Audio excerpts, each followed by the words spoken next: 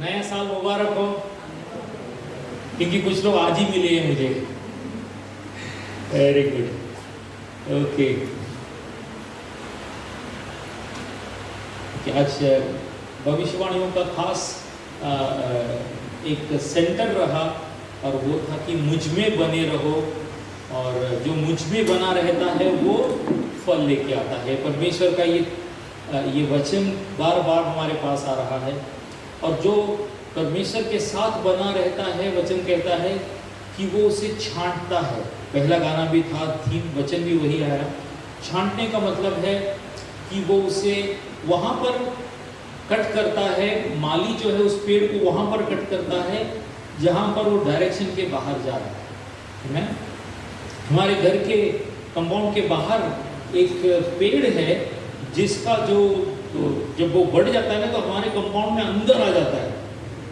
तो पिछले साल हम लोगों ने उसको झाड़ को कटवा दिया, ओके, उसका खाली इतना हाइट रख के हमने उसे कटवा दिया।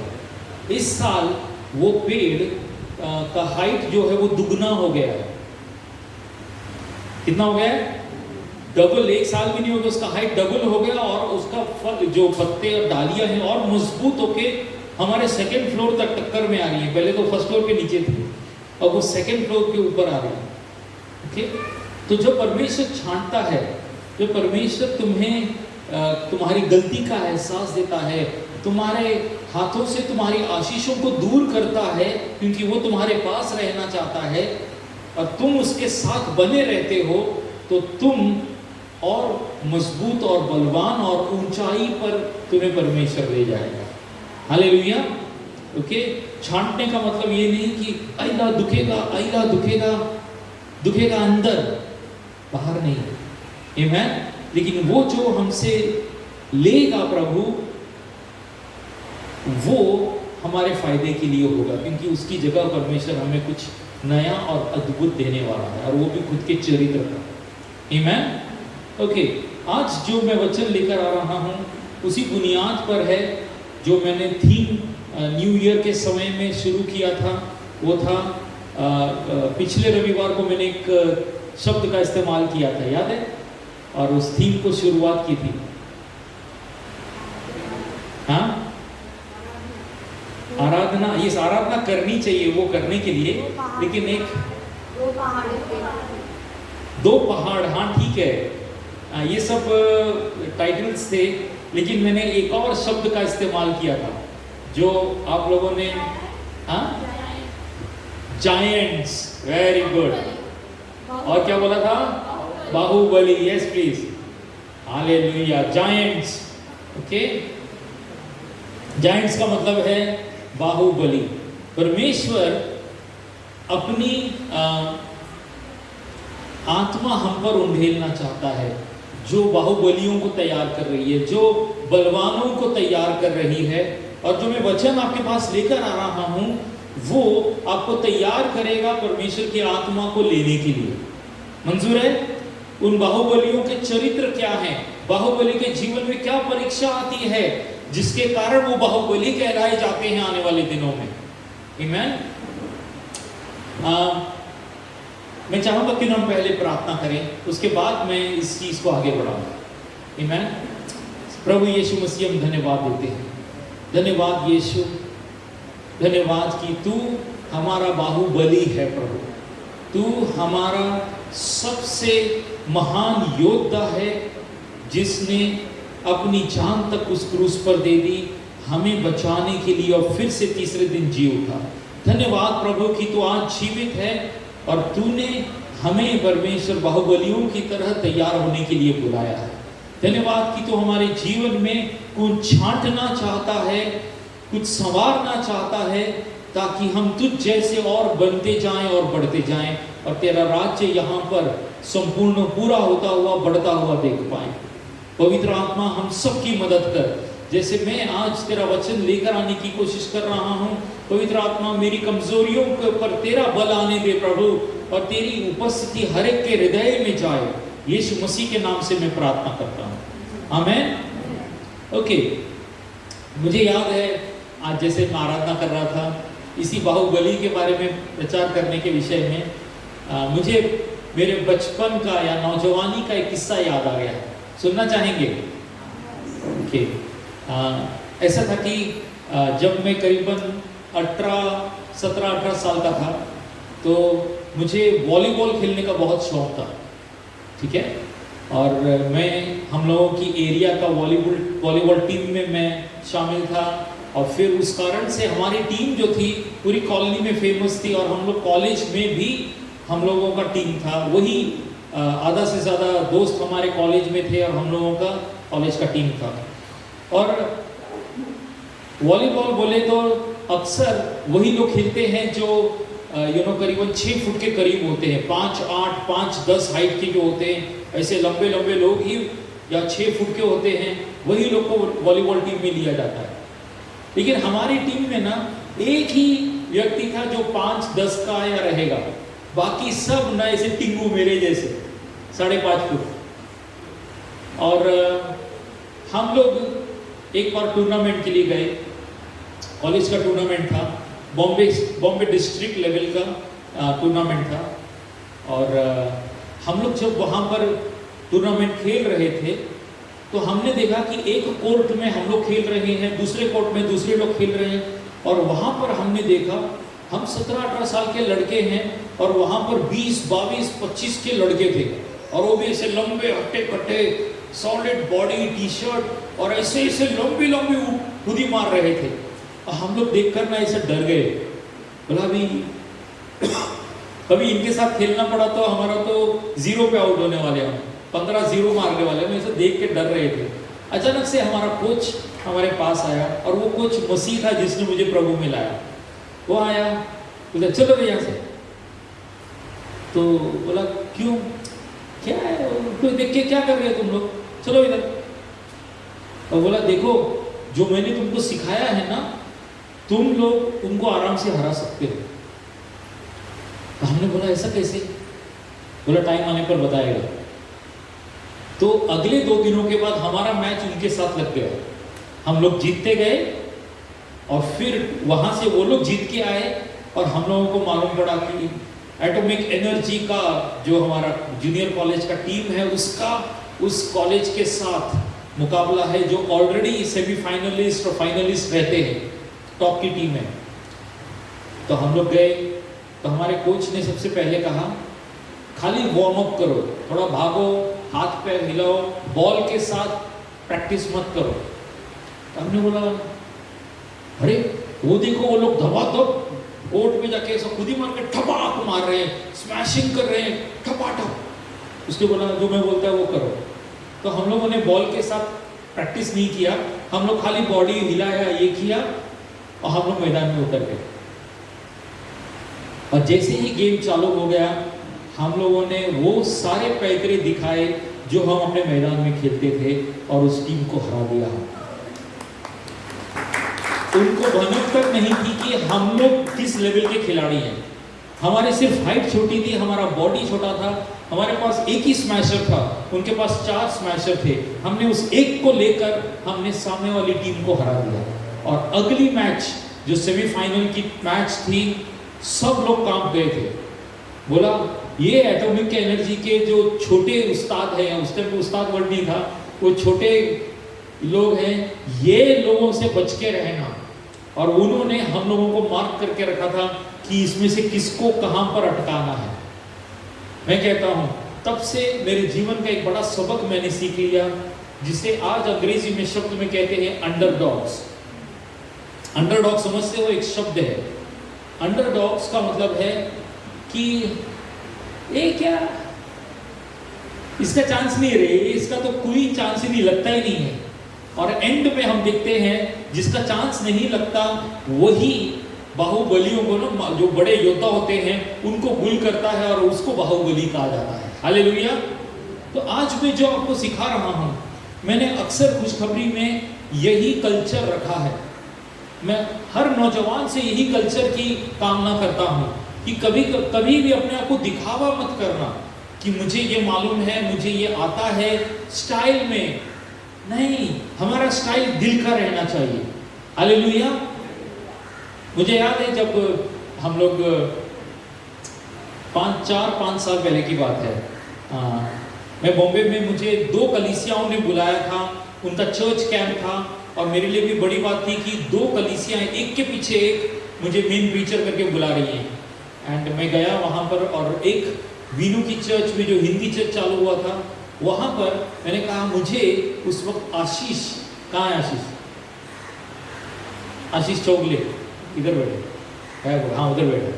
उसकी बेचारे की दाढ़ी भी नहीं आई थी जब, तो बोला आशीष मेरे को चाहिए वर्शिप लीड करने के लिए और वर्शिप के लिए। तो बोला हमारे पास है ना, बोला हाँ तुम्हारे पास रहेगा लेकिन वो जरा हेल्प करने के लिए चाहिए मेरे को। तो उन्होंने कहा ठीक है भेज दो। खंडाला की लोनावाला गए थे। एंड आशीष को मैंने भेज दिया बॉम्बे से इसको लोनावाला लेके गए। तो इतना सा चिंटू छोटा सा आराम से चर्च में गया। पहले दिन वो लोगों ने वर्शिप लीड किया, सेकेंड डे, और सेकेंड डे के एंड के बाद मेरे को फोन आने लगे। मैं नहीं था कैंप में, मेरे को फोन आने लगे, राजेश भाई क्या पटाखा भेजा है तुमने यार, हम लोगों को नचा नचा के थका दिया उसने।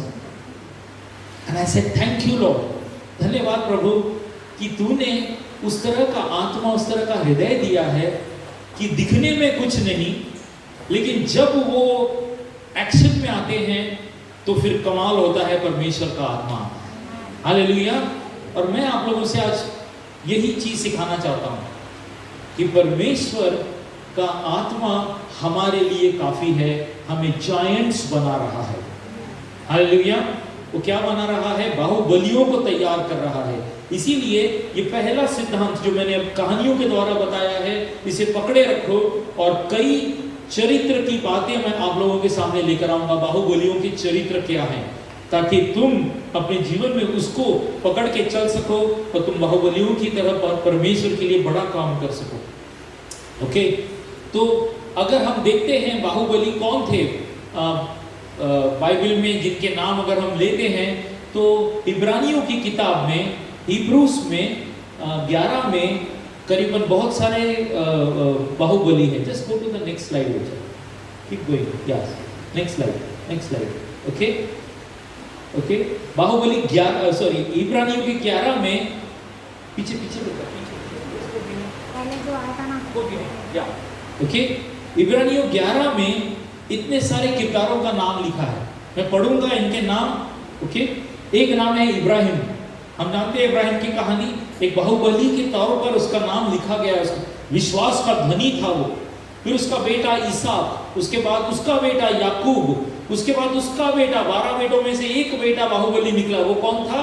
यूसुफ। उसके बाद मूसा के माता पिता, मूसा का नाम बाद में किया गया है, लेकिन मूसा के माता पिता भी बाहुबली थे, विश्वास के धनी थे वो। उन्होंने मूसा को उस समय छुपा के रखा जब राजा का ऐलान था कि सारे लड़कों को मार डाला जाए। उन्होंने अपने बच्चे को विश्वास के साथ छुपा के रखा था। एक हिम्मत चाहिए थी और वो उसके माता पिता में थी। उसके बाद मूसा के बारे में जानते हैं। एक और चरित्र है, वो है राहब। राहब कौन थी? ये महिला का नाम है। देखो सारे नाम जो है ना वो सब पुरुषों के नाम बाइबल में लिखे गए, लेकिन ये किरदार है जिसके विषय में, राहब के विषय में अगर आप बाइबल में पढ़ेंगे तो आप हैरान रह जाएंगे। एक दिन उसकी कहानी पर हम गौर करेंगे, नहीं तो तब तक आप राहब की कहानी को ढूंढिए बाइबल में और पढ़िए, आप हैरान रह जाएंगे कि परमेश्वर ने कितना आदर का नाम दिया है उसको। गिदोन, बारक, शिमशोन, सैमसन, ओके, यफ्ता। उसके बाद लास्ट में 2 नाम हैं, दाऊद और शमूएल।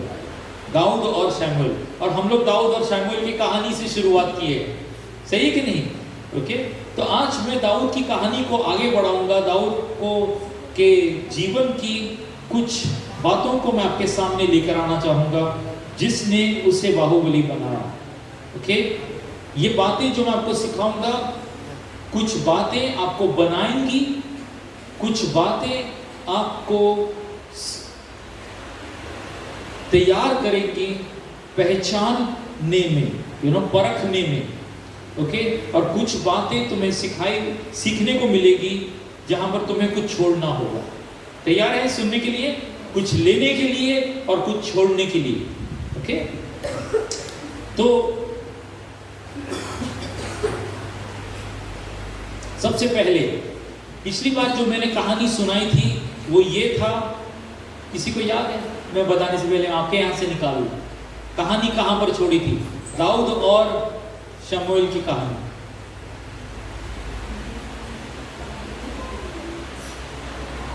तीन जगह रुका, रामा में, ओके, 3 जगह पे रुका, याद है? शाऊल जो था वो 3 जगह पे रुका।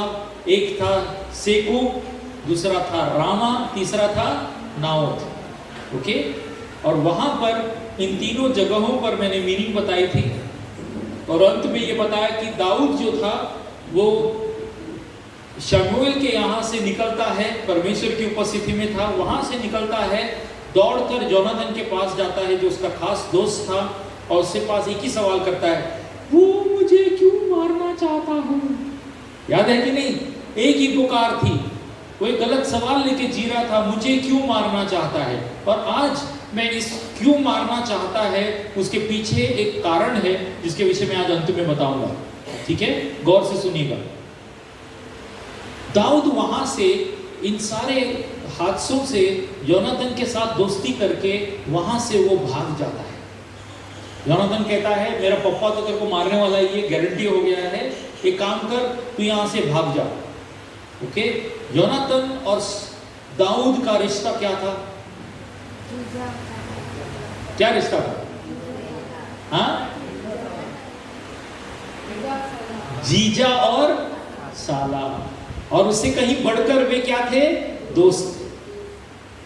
ओके, वफादारी थी इस रिश्ते में, और इस रिश्ते को मैं आज फिर से लेकर आऊंगा, ध्यान से सुनिएगा।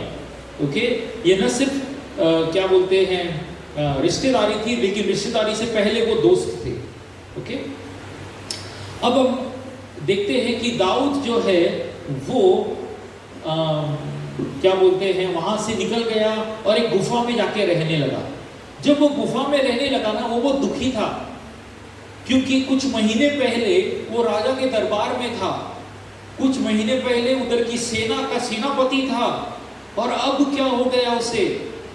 अब उसे जान बचाने के लिए अपने मम्मी पापा को भी छुपा के रखना पड़ा, और आके एक गुफा के पास वो रुक गया और गुफा में रहने लगा। जंगलों में, गुफा में दाऊद रह रहा है।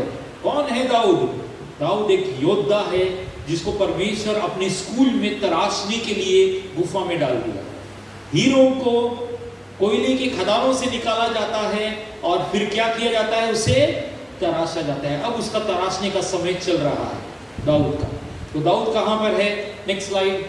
यस, दाऊद एक गुफा के पास रुका है, और वहां पर हम पढ़ते हैं कि क्या हुआ। ओके, दाऊद ने गत को छोड़ दिया, दाऊद अदुल्लम की गुफा में भाग गया। दाऊद के भाइयों और संबंधियों ने सुना कि दाऊद अदुल्लम में था, वे दाऊद को देखने वहां गए। बहुत से लोग दाऊद के साथ हो लिए। वे सभी लोग जो किसी विपत्ति में थे या कर्ज में थे या असंतुष्ट थे, दाऊद के साथ हो लिए। दाऊद उनका मुखिया बन गया। दाऊद के पास लगभग 400 पुरुष थे। अब उसकी लीडरशिप की शुरुआत होती है। ओके, दाऊद गुफा में चला गया और उसके पास काफी लोग आ गए। कितने लोग आ गए? 400 आदमी लोग आ गए। क्या लेके आए? क्या लेके आए? बीमारी, MBA का डिग्री लेकर आए, हाँ, पैसा लेकर आए, धन संपत्ति लेकर आए। क्या दाऊद को बोलने का, दाऊद तू फिक्र मत कर, मैं तेरा साथ है, मैं तेरे को सपोर्ट करेगा, ऐसे आए? उनके पास 3 डिग्रियां थी, अंग्रेजी में 3D बोलते हैं। क्या बोलते हैं? 3D। ओके, हिंदी में उनकी अगर आप पढ़ोगे, जो किसी विपत्ति में थे, डिस्ट्रेस, पहला D, डिस्ट्रेस पहली डिग्री थी। जिनको संकट था, विपत्ति में थे, मुश्किल में थे, भाग के किसके पास आए? दाऊद के पास। दाऊद के पास क्या था? वो अपनी खुद की जान बचा रहा था, और परमेश्वर उनके पास कौन भेज रहा था? वैसे लोग भेज रहा था जो विपत्ति में है, संकट में है। दूसरा, वो लोग जो कर्ज में थे, उधारी लिया है लोगों से, उधार में जी रहे हैं, उधारी लोग पीछे पड़े हैं, जान बचाकर यहां पे आके गुफा में दाऊद के पास रहने लगे। तीसरा डिग्री, दाऊद के साथ रहने के लिए जो आए थे वे असंतुष्ट लोग थे। असंतुष्ट लोग ना बहुत मुश्किल लोग होते हैं। उनको अच्छा खाना डालेगा तो भी संतुष्ट नहीं होते, अच्छा कपड़ा पहना तो भी संतुष्ट नहीं होते, सबने अच्छा बोला तो भी संतुष्ट नहीं होते। देखो बाद में मेरे को मारना नहीं आता। ये तीन तरह के लोग थे, तीनों डिग्री लेकर, एक व्यक्ति तीनों डिग्री लेकर ऐसे सारे लोग भरे हुए थे और वहां पर किसके पास आ गए? दाऊद के पास। अब दाऊद ने उनकी अगुवाई की, दाऊद ने उनकी अगुवाई की। अगर आपके पास ये तीन डिग्रियां हैं, वेलकम टू खुशखबरी,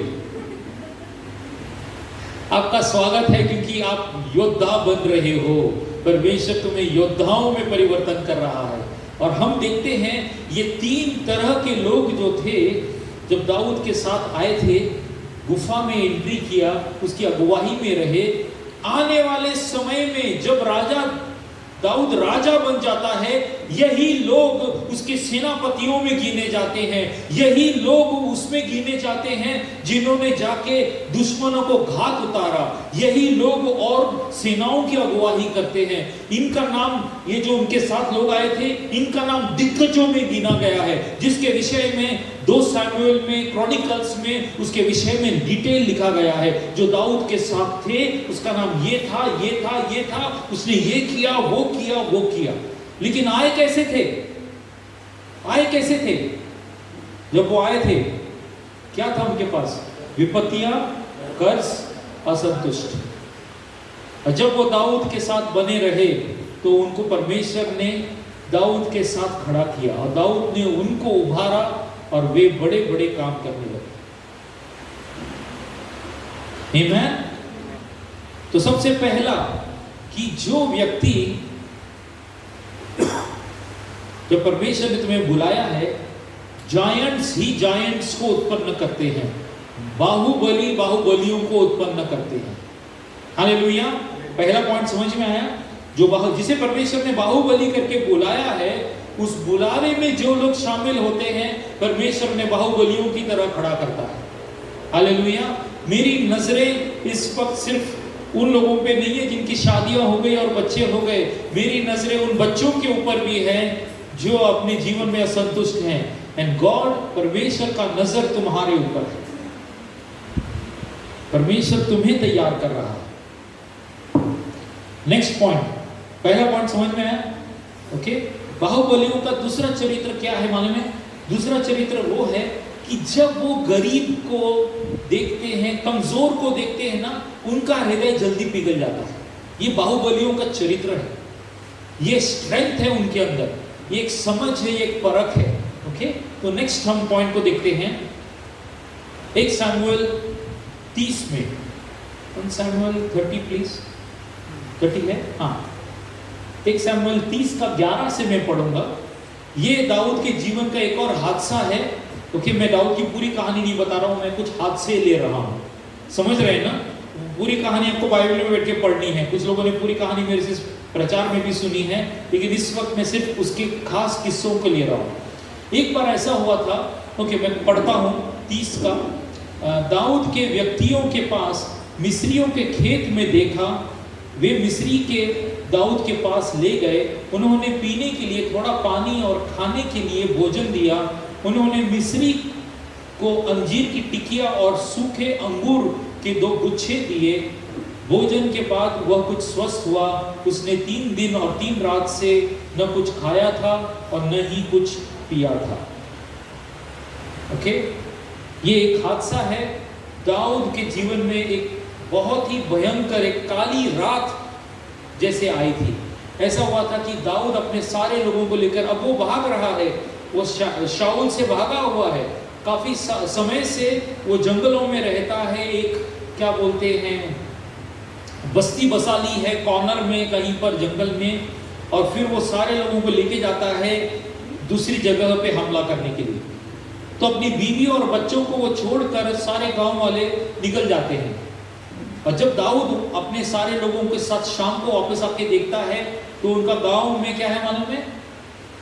आग लगी हुई है, घर जले हुए हैं, पूरी बस्ती खाली है, बीवी नहीं, बच्चे नहीं, सब लोग जो आते हैं आदमी लोग उसके साथ वो हैरान रोने लगते हैं, बोलते हैं अल्लाह हमारा बीवी बच्चे लोगों को कौन उठा के लेके गया, किसकी लाश भी नहीं है, सब कुछ खत्म हो गया, अब हम जीने के लिए क्या करेंगे।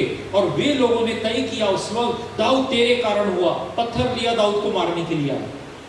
दाऊद परमेश्वर के पास भागा और परमेश्वर से हिम्मत मांगा और परमेश्वर ने कहा कि तू इन लोगों की अगुवाई कर, ये रोए रहे हैं जो लोग जो तुझे मारना चाहते हैं, इनको ले, इनकी अगुवाई कर और तू तेरी पूरे फैमिली को बचाएगा।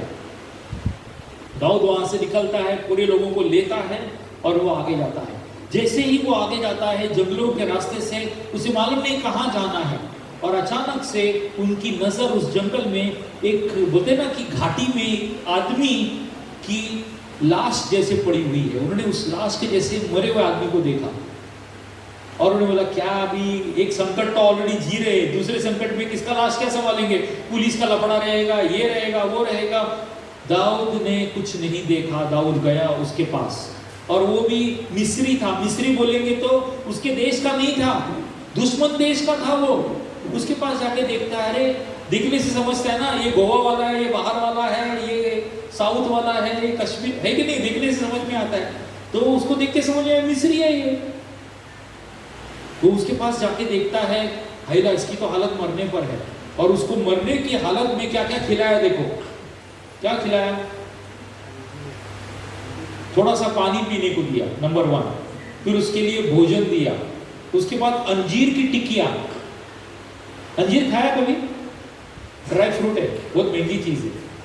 अंजीर की टिक्कियां, सूखे अंगूर, वो काला आता है ना द्राक्ष, वो भी लेके घूम रहे थे, वही बचा था उनके पास, वो दे दिया उसको। ओके, कि 2 गुच्छे दिए, 2 गुच्छे दिए, बहुत दिया उसको। उसके बाद जाके उसकी जान में जान आई। और उस व्यक्ति ने क्या किया मालूम है? उस व्यक्ति को पूछा, बाबा क्या हो गया था? बोलते मैं 3 दिन से भूखा प्यासा हूं, न खाया है न पिया है, मैं बीमार पड़ गया। और उसने अपनी स्टोरी बताई। जो उसने स्टोरी बताई वो ये थी, उसने बताया कि मैं उन लोगों के साथ में पास के गांव में गया था, वहां पर पूरे गांव को हमने हमला किया, औरतों को और बच्चों को हम गुलाम बनाकर वहां से लेकर गए, और रास्ते पर मैं बीमार पड़ गया तो मेरे मालिक ने मेरे को फेंक दिया। मैं बीमार पड़ गया करके लिए मेरे को फेंक दिया। वो लोग निकल गए अपने गांव में। तो दाऊद को मालूम पड़ा ये किसके बारे में बात कर रहा है, तो दाऊद उसको खत्म कर सकता था। दाऊद ने बोला नहीं, बोला क्या तू हमें बताएगा कि वो तुम्हारा गांव कहाँ है, कहाँ पर ये लोग मिलेंगे? बोला हाँ मैं जरूर बताऊंगा। बोलता मुझसे वादा कर। वो लड़का जो था नौजवान मिस्री, वो बोलता है मेरे से वादा करो कि तुम मेरे को मेरे मालिक के पास वापस भेजोगे नहीं। मेरा मालिक मुझे गुलाम बना के मार डालेगा, मुझे नहीं जाना है उसके पास, मुझे तुम्हारी टीम में शामिल होना है। और फिर जैसे ही दाऊद को वो रास्ते पर लेके जाता है, दाऊद को अपना पूरा परिवार और पूरे गांव वालों का जितने भी लोगों का फैमिलीज था, सब के सब वापस मिलते हैं और वे लोग वहां पर जीत के आते हैं। सारे दुश्मनों को हराकर अपनी फैमिली को लेकर आता है। लेकिन योद्धाओं का जीवन का चिन्ह क्या था? दाऊद का चिन्ह क्या था? एक योद्धा जो है विजयी होने के लिए उसके दिल में क्या होनी चाहिए? कमजोरों के लिए और गरीबों के लिए एक खास जगह होनी चाहिए जिसके द्वारा उसे विजय हासिल होती है। हालेलुया। तुम अगर महान योद्धा बन रहे हो और तुम्हारे दिल में गरीब को देखकर कठोरता हो रही है, आज परमेश्वर से एक नया हृदय मांगना, क्योंकि परमेश्वर तुम्हें योद्धाओं का हृदय देना चाहता है। हालेलुया। समझ में आ रहा है योद्धा लोग क्या कर रहे हैं? ओके, तुम उनके लिए, तुम योद्धाओं के रास्ते पर चल रहे हो। तीसरा चिन्ह योद्धाओं के बारे में। पहली बात मैंने क्या सिखाई? योद्धा लोग योद्धाओं को जन्म देते हैं। दूसरी बात मैंने क्या सिखाई? योद्धाओं के हृदय में गरीबों और कमजोरों के लिए जगह होती है। उनका हृदय, उनका दर्द तुम्हें महसूस होता है। तीसरा, ओके, योद्धा लोग अपने वादे को नहीं भूलते। योद्धा ने एक बार वचन दिया तो वो उसे भूलते नहीं, उसे निभाने के लिए वो ढूंढते हैं कि मैं कैसे करे, मैंने जो बताया था, मैंने जो वादा किया था, मैं कैसे पूरा करूं। वो उसकी धुन में लगे रहते हैं, ओके, क्योंकि वो वादा उन्होंने परमेश्वर के सामने किया है, न कि मनुष्य के साथ उसके लिए किया है, लेकिन उन्होंने वो वादा किसके लिए किया है? परमेश्वर के सामने। ओके, कहने का मतलब ये है कि जो कमिटमेंट तुम परमेश्वर के सामने करते हो उसे निभाने के लिए लगातार तैयार रहो। और वही किया दाऊद ने। उसके जीवन की एक और कहानी, एक किस्सा मैं बताऊंगा। ओके, आपको याद है जब दाऊद शाऊल से भाग रहा है, योनातन उसके पास आखिरी बार मिलता है, और वो खेती में आखिरी बार मिलता है, तो वहां पर योनातन दाऊद से एक वादा लेता है। दोनों रो रहे हैं, और योनातन क्या वादा मांगता है मालूम है दाऊद से? वो कहता है जिस दिन तू राजा बनेगा। योनातन का बाप राजा है, लेकिन योनातन जानता है कि मेरे बाप के ऊपर परमेश्वर का हाथ चला गया है, और मैं जानता हूं कि मेरा जीजा, मेरा खास दोस्त दाऊद जो है अब जान पे आई है, भाग रहा है, लेकिन एक दिन राजा बनेगा। ये योद्धा है, ये बड़ा जायंट है, उसने देख लिया था, और उससे क्या मांगा मालूम है? जिस दिन तू राजा बनेगा ना, उस दिन मेरा फैमिली को नहीं भूलना, मेरा फैमिली को खत्म नहीं करना। क्योंकि अक्सर ये होता है, जो भी राजा बनता है अपने दुश्मनों को पहले खत्म करता है, अपने आप को सेव करता है। तो वहां पर दाऊद जो है वो अपनी जान बचाने के लिए रुका हुआ है, लेकिन वहां पर वो योनातन से वादा करता है, कहता है यस, मैं तुझसे वादा करता हूं कि तेरे परिवार पर आंच तक आने नहीं दूंगा मैं। फिर एक बार और होता है, दाऊद पहाड़ियों में छुपा हुआ है, उसकी जान पर आई है, वो डर रहा है। योनातन और उसका बाप का सेना चारों बाजू से घेरा मारा है। योनातन कैसे भी करके दाऊद से जाके मिलता है और उसको हिम्मत देता है, और उससे फिर वादा मांगता है, देख जिस दिन तू राजा बनेगा ना, मेरा पूरा फैमिली को संभालना। और दाऊद बोलता है यस, मैं तुझसे वादा करता हूं। और जब शाऊल मर जाता है, ओके, शाऊल मर जाता है, दाऊद जो है वो राजा बन गया है, वो विजय पर विजय हासिल कर रहा है। उसको रात को उसके वादे याद आने लगते हैं, वो सोता नहीं है, उसको रात को क्या आता है? उसके किए हुए वादे याद आने लगते हैं, और उसमें से ये वादा उसे याद आता है। आइए पढ़े उसके विषय में दाऊद क्या कहता है। 2 शमूएल 9:1। और दाऊद ने पूछा, क्या शाऊल के परिवार में अब तक कोई बचा है? मैं योनातन के कारण उस व्यक्ति पर दया करना चाहता हूं। क्या कहता है वो?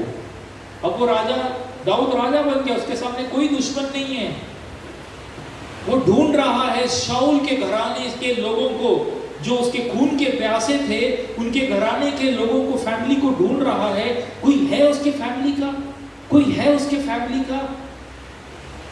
बोलते भाई योनातन के कारण, जिसके साथ मैंने वादा किया था, उसके कारण मैं उस व्यक्ति को, उस फैमिली पर मैं दया करना चाहता हूं। और एक बहुत सुंदर कहानी है।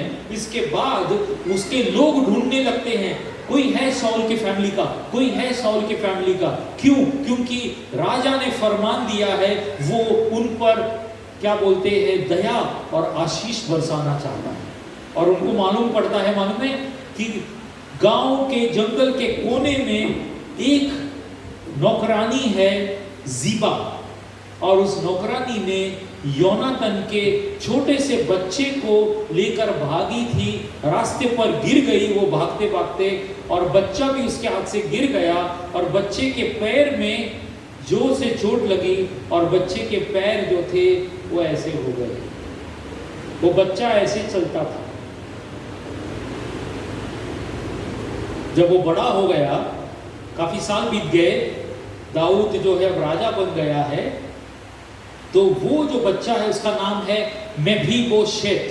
क्या नाम है? पढ़ लेना बाइबल में, मेफीबोशेत की कहानी बहुत ही होनहार कहानी है। ऐसी कहानी जब आप पढ़ते हो, दाऊद के सामने जाता है, उसके बारे में सोचो, पवित्र आत्मा से मांगो कि मेफीबोशेत ऐसे ऐसे करके दाऊद के पास जा रहा है, एक भिखारी की तरह आया हुआ है, और दाऊद का पूरा फैमिली वहां पर बैठा है। और दाऊद क्या कहता है मालूम है?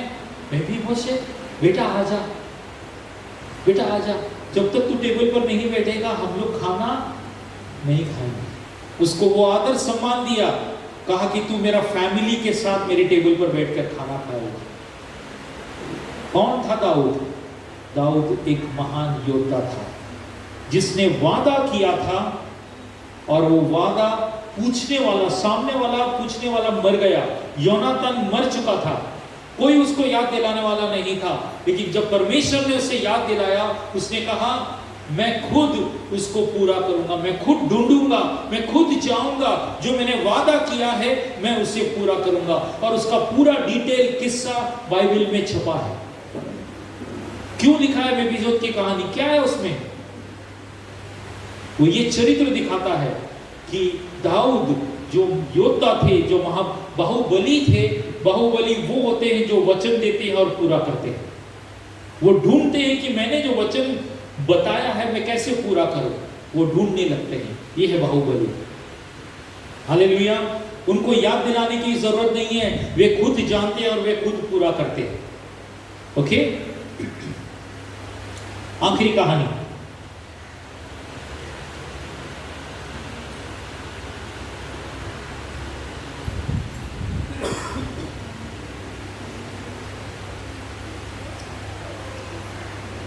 बहुत जरूरी कि बाहुबली लोग जो होते हैं ना, परमेश्वर इनको परखने की आत्मा देता है। परमेश्वर कौन सी आत्मा देता है? परखने की। वो सुनते हैं, वो देखते हैं, और वो पहचान जाते हैं कि इसके अंदर कौन सा आत्मा है, परमेश्वर का आत्मा है या दुष्ट का आत्मा है, इसके पीछे किसकी चाल है, परमेश्वर का बात है इसके पीछे, या इसके पीछे शैतान की कोई चाल छुपी हुई है। ओके, शैतान की अक्सर चालें जो हैं वो कवरिंग में आती हैं, धोखे की कवरिंग में आती हैं। धोखेबाज जो लोग होते हैं ना, वो आत्मिक अधिकारियों के सामने ना बहुत अच्छा रहते हैं, और पीछे वो चक्कू चलाते हैं, वो अपना रंग निकालते हैं। ओके, अब हम देखते हैं दाऊद को परमेश्वर ने किस प्रकार तैयार किया था। दाऊद को काफी साल पहले परमेश्वर ने यह परखने का आत्मा दिया था, और वो परखने का आत्मा क्या था मालूम है? अंग्रेजी में शब्द है स्पिरिट ऑफ रिवेंज। हिंदी में क्या करेंगे? बदले की आत्मा। फिल्में देखते हैं ना, बचपन में देखा मेरे बाप का मर्डर हो गया, मैं बड़ा होकर उसका मर्डर करूंगा। हाँ, हिंदी फिल्म में जंजीर पिक्चर, ये पिक्चर वो पिक्चर सुपर हिट क्यों? और हम लोग एंड में देखना चाहते हैं मार उसको, मार, छोड़ मत। और जब वो विलेन वापस जिंदा हो रहा है, छोड़ मत, पीछे देख, हमारे दिल से उठती है, पीछे देख, उसको मार। हमारे अंदर से क्या निकलता है? बदला। क्या निकलता है? अगर फिल्म में वो उसको माफ कर देता है, क्या फालतू पिक्चर बनाया रे, इतना 3 घंटा वेस्ट किया। सही है कि नहीं?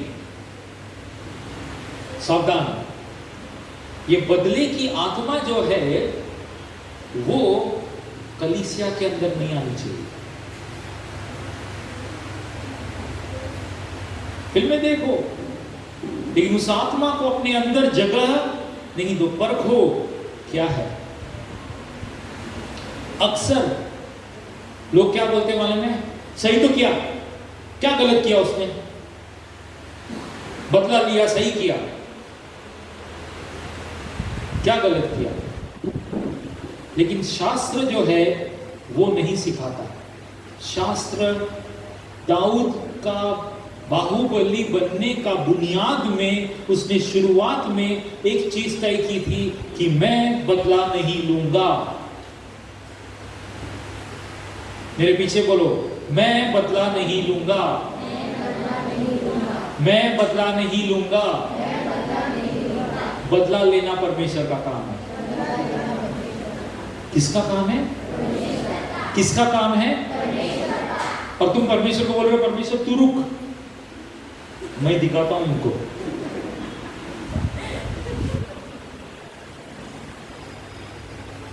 सुनेंगे उसका किस्सा, दाऊद की कहानी का किस्सा।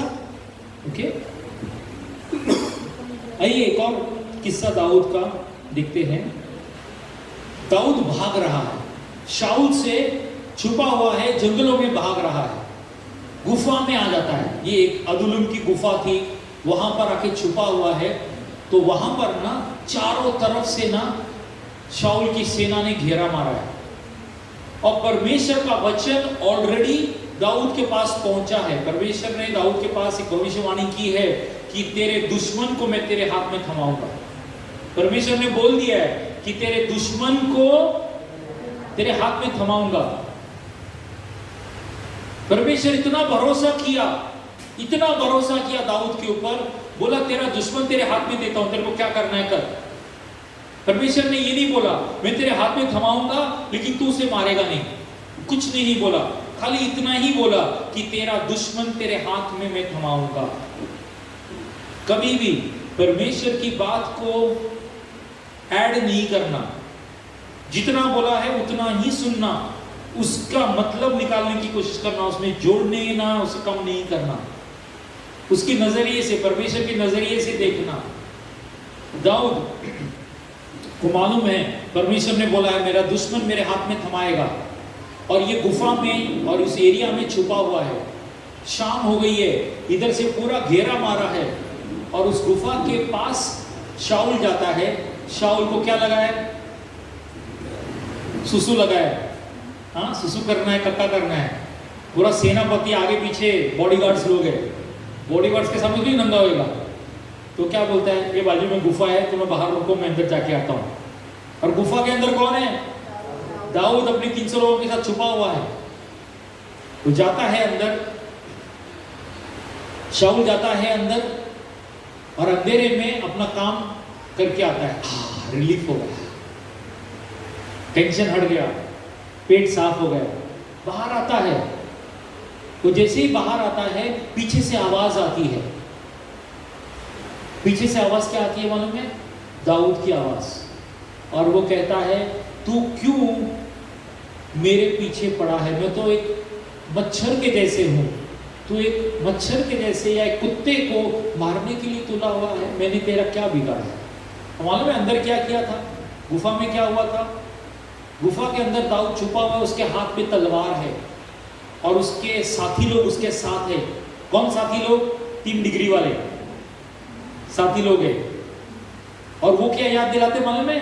वो उसे याद दिलाते, देख परमेश्वर ने बुलाता, अंदर आ, गुफा में खुसुर खुसुर चल रहा है, और शाऊल वहां पे कर रहा है। क्या खुसुर खुसुर चल रहा है? परमेश्वर ने तुझे बोला था तेरा दुश्मन तेरे हाथ में, यही दिन है वो, आज ही खत्म कर डाल स्टोरी, इसके बाद तो राजा बनेगा।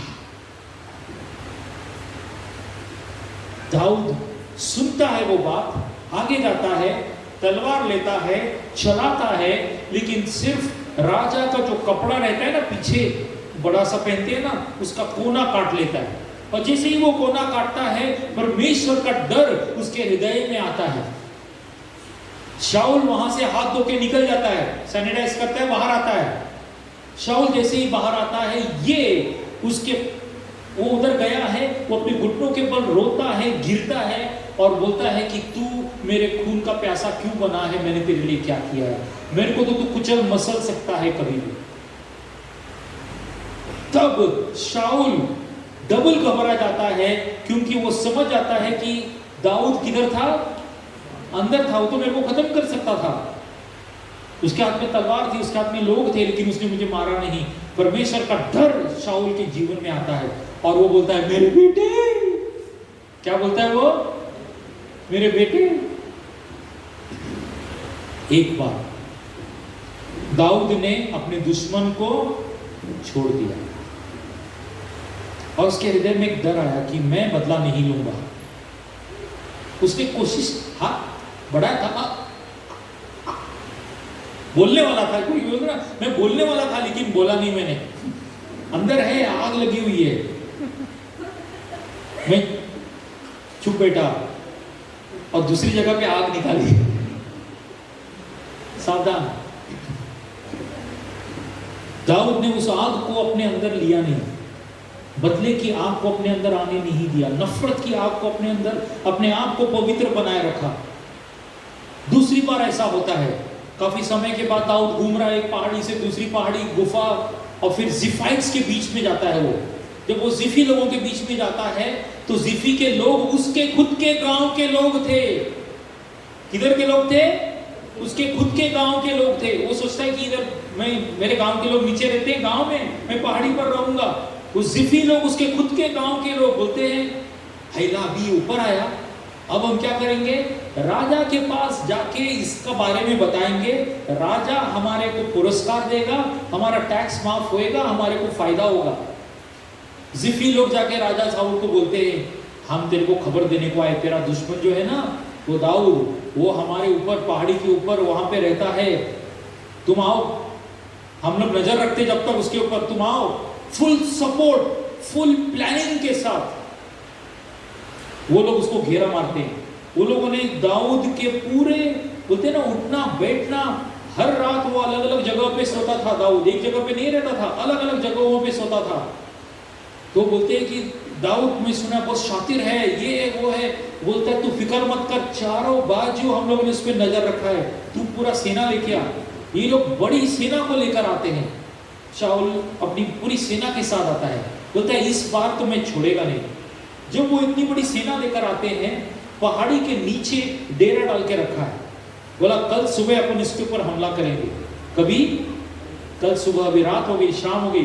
पिछली बार सुसु करने के लिए पहाड़ पर गया, मैं फंस गया। तो इस बार मैं पहाड़ पे नहीं जाऊंगा सुसु करने के लिए, सब तैयारी करके बाद में जाऊंगा।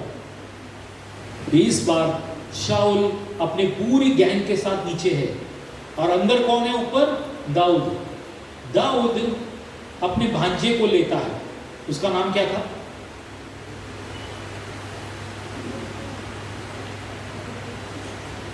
जो योद्धा बनता है आगे, बड़ा काम करता है। मैंने सुना है सब कहानी। उसका नाम था अभिषाय। पढ़ना। मामू क्या करेंगे? मामू बोलता है कौन आता है उसके साथ? अभिषाय था, उसका बहन का बेटा, और उसका एक और था जो उसके खानदान का नहीं था। बोलता कौन आता है मेरे साथ दुश्मन एरिया में, आज रात को पलटी मार, अंदर जाके हम हमला करेंगे, घुसेंगे वहां पे। तो बोलता मामू चल, मैं तेरे साथ आएगा। दाऊद के साथ वो अभिषाय जाता है, दुश्मन एरिया में घुसता है। वो उस झोपड़ी के पास जाता है, वो टेंट लगाते हैं ना, वो उस टेंट के पास जाते हैं जहां पे चारों ओर सेनापति और ये लोग जो है क्या बोले, पहरा दे रहे हैं। परमेश्वर ने सबको सुला दिया। परमेश्वर ने क्या किया? सुला दिया।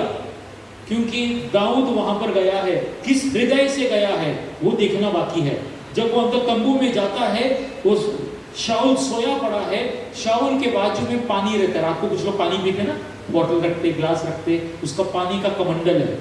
और वो क्या बर्छा रहता है ना, बर्छा, आजकल बंदूक रखते हैं, चाकू रखते हैं, फिल्मों में दिखाते ना, उधर क्या था? बड़ा सा बर्छा था। दाऊद बोलता है अभिषाय को, बर्छा ले और पानी ले, यहां से जाएंगे।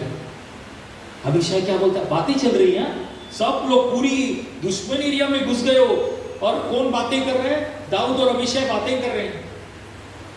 डर है ना, कोई उड़ गया तो हम लोग खत्म, दी एंड। उधर वहां पर बातें चल रही हैं, क्योंकि ये योद्धा लोग हैं, बाहुबली हैं, वो जानते हैं परमेश्वर ने क्या किया है, उनका भरोसा परमेश्वर था। वहां पर अभिषेक बोलता है हाँ बोल, खाली हाँ बोल। ये एक लेता है, आर पार घुपा देता है, यहां से जाएगा सीधा धरती के अंदर ही, उठेगा भी नहीं, इधर ही जिसको मैं दबना देखा हूं, खत्म करता हूं उसका स्टोरी। दाऊद उसकी तरफ मुड़ता है और उससे कहता है कि मैंने तय किया है मैं कभी परमेश्वर के अभिषिक्त पर हाथ,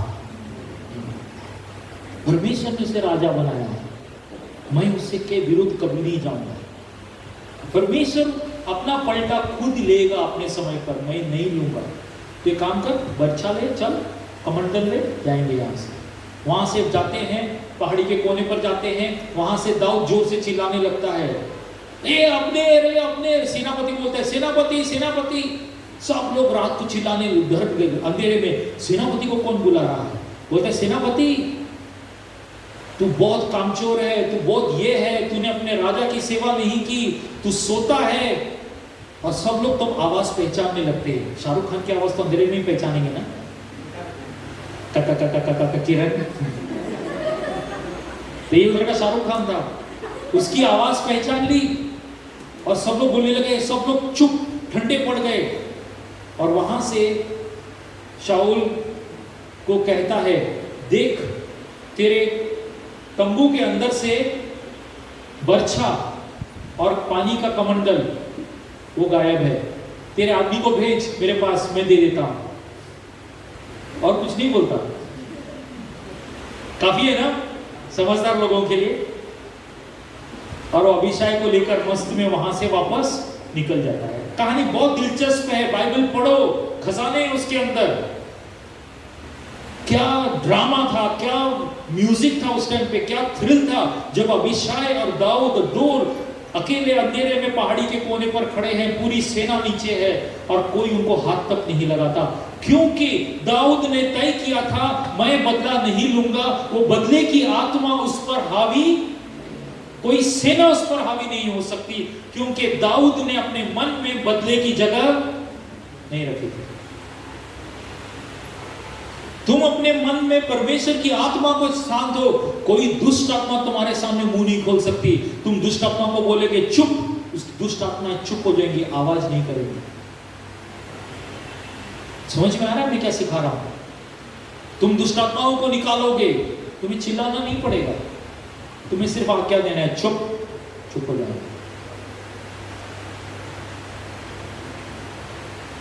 तुम जानते हो परमेश्वर का अधिकार तुम्हारे अंदर है, उस अधिकार के साथ मिलावट नहीं करना। बदले की आत्मा को तुम्हारे अंदर बिल्कुल जगह नहीं देना। बदले की आत्मा जो है ना, वो तुम्हें न्याय लेने को सिखाएगी। क्या लेने को सिखाएगी? न्याय ले, तू हक ले, तेरा इक्वल हक, अधिकार ले।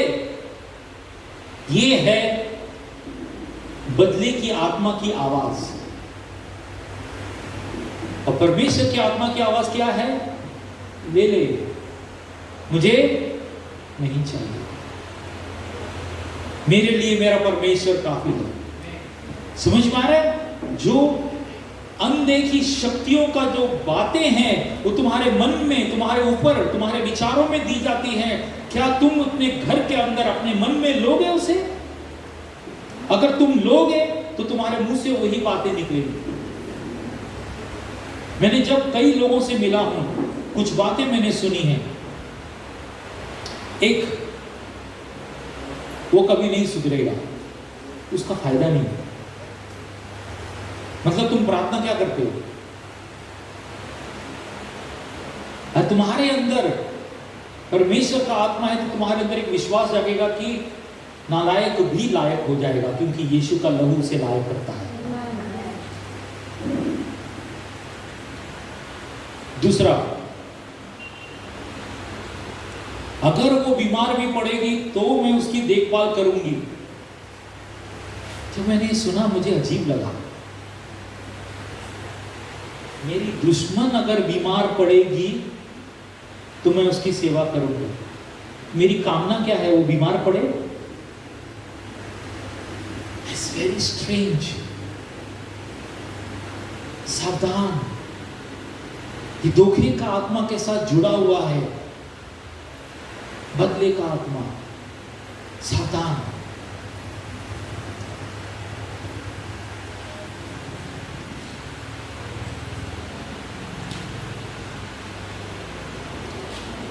ये जो बदले का आत्मा है ना, जब तुम्हारे अंदर काम करने लगता है ना, उसका रिजल्ट क्या है मालूम है? तुमने कुछ किया नहीं, लेकिन तुम अपने आप को और लोगों से दूर पाते हो। कलीसिया के लोग तुम्हारे आजू बाजू होंगे, लेकिन तुम्हें फिर भी अकेलेपन का एहसास होगा। तुम्हें लगेगा मेरे साथ कोई नहीं है, क्योंकि जिस आत्मा ने, परमेश्वर की आत्मा ने तुम्हें जोड़ा है, तूने उसकी जगह कौन सी आत्मा को जगह दे दी? बदले की आत्मा। सेल्फिश बोलते हैं ना, क्या बोलते हैं? गर्स। यस। सावधान, परखो, पहचानो कि क्या तुम उन चीजों के, क्या बोलते, शिकार हो गए हो। हाँ, उसकी आत्मा के बंधन को अपने अंदर से तोड़े, त्याग दे, परमेश्वर की आत्मा को अपने अंदर काम करने दे कि मैं बदला नहीं लूंगा, मैं बदला, मैं उसका न्याय नहीं करूंगा। तुम्हें परमेश्वर बाहुबलियों की तरह तैयार कर रहा है, दया करने के लिए कमजोरों पर। तुम जाओगे, तुम्हें एहसास होगा वहां पर कोई है जिसको मदद की जरूरत है, और तुम जाओगे और तुम मदद करोगे, तुम्हारे लिए वो दरवाजे खुलेंगे जो आज तक किसी के लिए नहीं खोले गए। तुम वो काम कर पाओगे जो आज तक किसी ने नहीं किया है। परमेश्वर तुम्हें चुन रहा है उस चीजों के लिए। ओके? दाऊद ने बदले की आत्मा को अपने जीवन में जगह नहीं दी थी। मालूम है बदले की आत्मा के विषय में कुछ और सुनना चाहेंगे? उसका काम क्या है? बदले की आत्मा ना सुसमाचार का गला घोट देती है।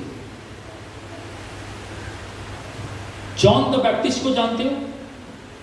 यूहन्ना बपतिस्मा दाता, उसका मौत कैसे हुआ? किसने करवाया? किसने उसकी गर्दन मांगी थी? हाँ, उधर की रानी ने। क्यों?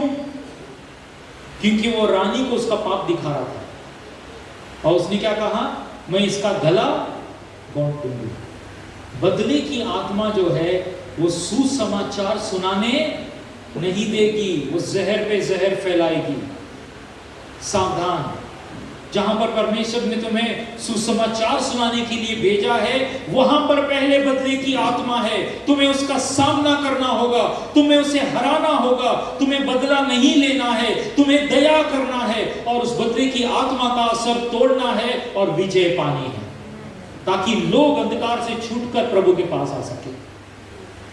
कुछ दिखाई दे रहा है? सुसमाचार सुनाने जाओगे, तुम्हें इसका सामना करना पड़ेगा। तुम्हारे अंदर से भावनाएं उठेगी, तुम्हारे बाहर से तुम्हारे अंदर आएगी। तुम्हें इस बदले की आत्मा को हराना है। तुम्हें दया करुणा का हृदय लेकर, विश्वास की ढाल लेकर मैदान में उतरना है और विजय पाना है।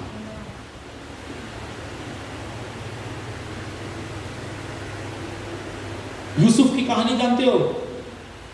यूसुफ को परमेश्वर ने राजा बनने क्यों दिया? क्योंकि उसने लगातार एक ही बात तय की थी कि मैं अपने भाइयों को माफ करता हूं, मैं अपने दुश्मनों को माफ करता हूं, मैं वो पोतीफर को और उसके फैमिली को माफ करता हूं, मैं उसके विरुद्ध बदला नहीं लूंगा। और जब वो राजा बन गया तो कभी उसने पोतीफर की फैमिली से बदला नहीं लिया, अपने भाइयों तक से बदला नहीं लिया।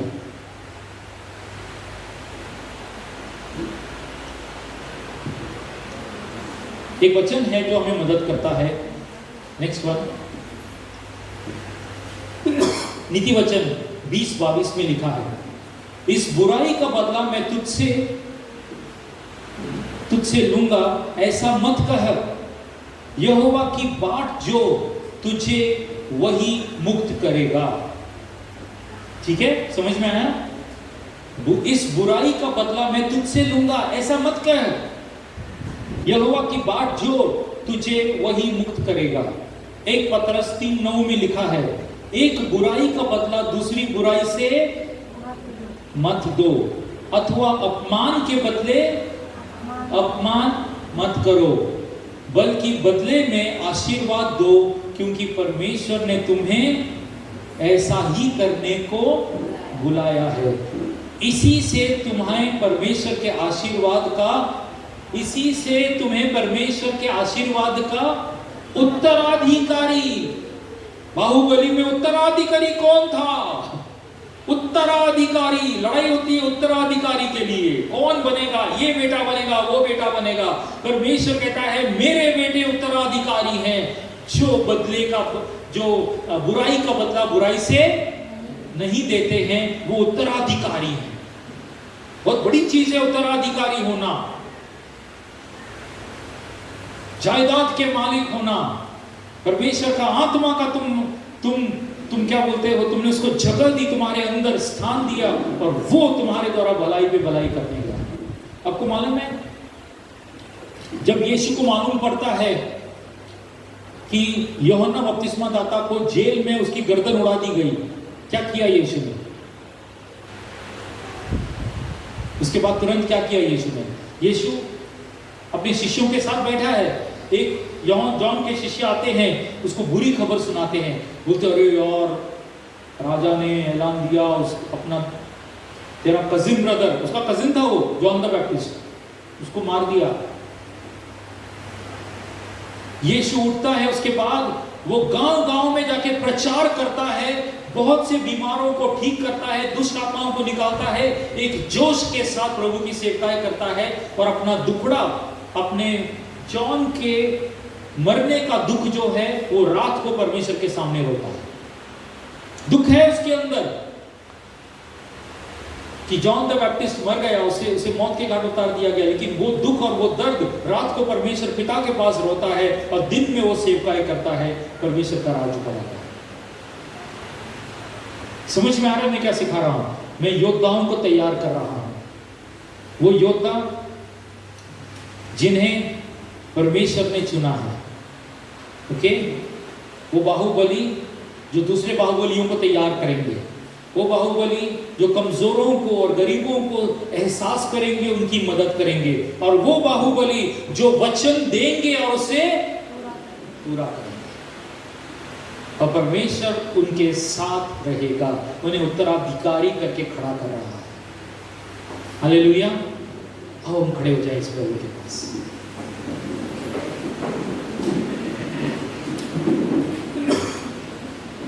आज वचन आया, यीशु में बने रहो। मालूम है, जब संकट आता है, जब ऐसी परिस्थितियां आती हैं, तुम्हें कहां भागना है मालूम है? तुम्हें ऐसे स्थान पर भागना है, ऐसी ऊंचे स्थान पर भागना है जहां पर कोई तुम्हें पकड़ नहीं सके। एक मिनट बैठ जाइए, मैं आपको एक कहानी सुनाना चाहता हूं। आप करना एक कहानी एक्स्ट्रा बोनस दे रहा हूं।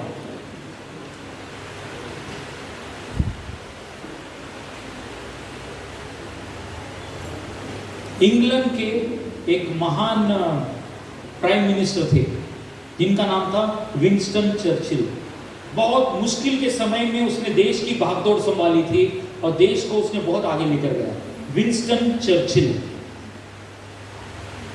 उस जमाने में फोन्स नहीं होते थे अपने जैसा आजकल का फोन्स है या वगैरह। उस टाइम पे रेडियो होते थे, रेडियोस। हाँ, तो प्राइम मिनिस्टर या जो भी थे वो रेडियो पे अपना संदेश देते थे पूरे देश के लिए। तो और फोटोग्राफी जो था ना, इतना फेमस नहीं था फोटोग्राफी। तो विंस्टन चर्चिल उधर के प्रधानमंत्री थे, और वो रेडियो स्टेशन पर जा रहे थे, उनको बुलाया था कि तुम मैसेज दोगे देश को। तो विंस्टन चर्चिल बोला ठीक है, तो टैक्सी पकड़ता है। उस जमाने में आजकल जैसा ये जो है ना, बड़ी बड़ी प्राइम मिनिस्टर के आगे पीछे 1000 लोग घूमेंगे, ऐसा कुछ नहीं था। और इंग्लैंड में आज भी ज़्यादा कुछ नहीं है। इंग्लैंड का प्राइम मिनिस्टर शॉपिंग मॉल में आज भी जाता है, सामान खरीदता है, पैसा देता है, उसके आगे पीछे एक सिक्योरिटी नहीं है। चेक कर लो गूगल पे बोरिस जॉनसन के बारे में। जर्मनी में जाओ, जर्मनी, और वो बोरिस जॉनसन साइकिल पे घूमता है, कोई बोलेगा नहीं प्राइम मिनिस्टर मेरे बाजू में खड़ा है। वैसा देश है वो। तो विंस्टन चर्चिल टैक्सी में जाता है, रेडियो स्टेशन के पास उतरता है, टैक्सी वाले को बोलता है, ये ड्राइवर सुनना, मैं ना जाता हूँ, 40 मिनट में आएगा। मैं कितना मिनट में? 40 मिनट में वापस आता हूँ, रुकना इधर ही प्लीज। ड्राइवर बोलता है मैं तेरे लिए रुक नहीं सकता इधर। क्यों? अरे मेरे को विंस्टन चर्चिल का संदेश सुनना है रेडियो के ऊपर, मैं इधर नहीं रुकेगा। अब उसको वो पहचाना नहीं कि विंस्टन चर्चिल उसके टैक्सी में बैठा है, ठीक है? तो विंस्टन चर्चिल जो है ना, बहुत ये हो जाता है, उसका दिल भर आता है। बोलते एक काम करना प्लीज, ये 10 रुपया ले। उस टाइम पे 10 रुपया बहुत बड़ी बात थी, उधर का 10 पाउंड। बोलता है ये रखना, मैं 40 मिनट में आता हूं ना। अब यहां पर एक यू टर्न हुआ। ड्राइवर क्या बोलता है में 10 रख लिया, भाड़ में गया विंस्टन चर्चिल, में इधर ही रुकेगा तेरे लिए। बाहर से क्या था, वो विंस्टन चर्चिल का दीवाना दिखा रहा, और जब पैसे उसके हाथ में दे दिए, गुलाम बन जा, तो उसने कहा भाड़ में गया। परमेश्वर के रास्ते पे तुम्हें आशीषें मिलेंगी, तुम आशीषों के पीछे भागोगे या यीशु के साथ बने रहोगे, ये तुम्हारी परीक्षा है। तुम कहोगे मेरे को छुट्टी नहीं मिलता है, मेरे को काम है। तुम खुद का बिजनेस चलाते हो, खुद का करते हो, फिर भी तुम गुलामी में हो। सावधान। वचन घड़ी घड़ी यही कह रहा था कि यीशु में बने रहो। मालूम है यीशु में बने रहने की कौन सी जगह है? ये वो जगह है जो क्रूस की जगह है। कौन सी जगह है? क्रूस की जगह है। तुम्हें अपने हृदय में यीशु की कुर्बानी को अपने हृदय में प्रथम स्थान देना है। दिन हो या रात हो, आंधी हो या तूफान हो, तुम्हारे हृदय में यीशु की कुर्बानी प्रथम रहे, और तुम उस जगह पे भागकर दौड़कर अपने आप को सुरक्षित करो। ओके? मेरा कहने का मतलब है, मुझे 2 लोग चाहिए, जल्दी से डेमो करूंगा और अंत करूंगा। 2 नौजवान लोग। ओके, सैमुअल 2 आ जाओ, रोहित आ जाओ, वहीं पे रुक जा, सैमुअल वहीं पे रुक जा, रोहित इधर आ जाओ, खड़े हो जाओ। यस, हाथ फैला कर। ये यीशु क्रूस पर है, ओके? और सैमुअल जो है संकट में, मुश्किल में है, और जब वो भाग कर आता है, सबसे सुरक्षित स्थान क्या है मालूम है? आजा। वो आता है और सुरक्षित स्थान वो है जहां पर यीशु का क्रूस है। इधर पलट जा। इस जगह पे आके वो रुक जाता है। तुम्हारे और मुझ में हमारी सुरक्षा का स्थान क्या है मालूम है? यीशु की कुर्बानी। जब तुम्हें डर लगे तो उसकी कुर्बानी को याद करना, क्योंकि उसकी कुर्बानी में दुष्ट के ऊपर विजय हासिल हुई थी। शैतान को हराया था यीशु ने जब वो क्रूस पर गया था। तुम्हें और मुझे उसी में बने रहना है। वहीं पर तुम्हें छांटा जाएगा, वहीं से तुम फलवंत होगे। हालेलुया। तुम्हें छांटा भी जाए तो भी तुम यीशु के करीब रहोगे। समझ में आ रहा है? तो दौड़कर उस यीशु की कुर्बानी को याद करना है और उसमें तुम्हें बने रहना है। Hallelujah. Thank you very much.